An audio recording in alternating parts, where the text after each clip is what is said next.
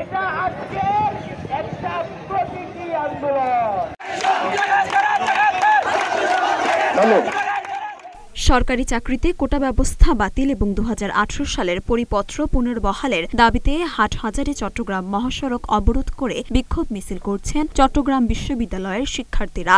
এতে কয়েক কিলোমিটার এলাকায় যানজট তৈরি হয়েছে। বুধবার বেলা 11:30টায় বিশ্ববিদ্যালয়ের কেন্দ্রীয় শহীদ মিনার প্রাঙ্গণ থেকে সমাবেশটি শুরু হয়ে 0 পয়েন্ট অতিক্রম করে হাটহাজারী চট্টগ্রাম মহাসড়ক অবরোধ করেন তারা। সমাবেশে শিক্ষার্থীরা 4 দফা দাবি জানান। সরকারি চাকরিতে কোটা পদ্ধতি বাতিল, মেধাভিত্তিক নিয়োগের পরিপত্র বহাল রাখতে হবে।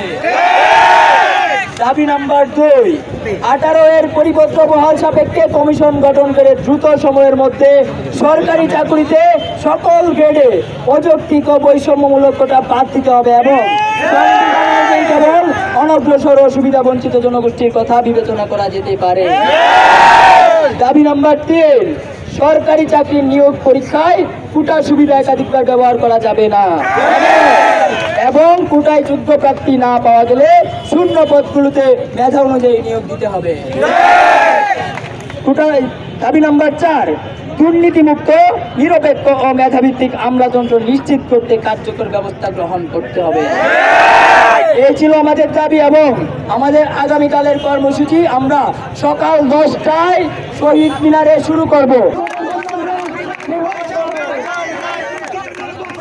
মরিয়ম মিম, ঢাকা পোস্ট।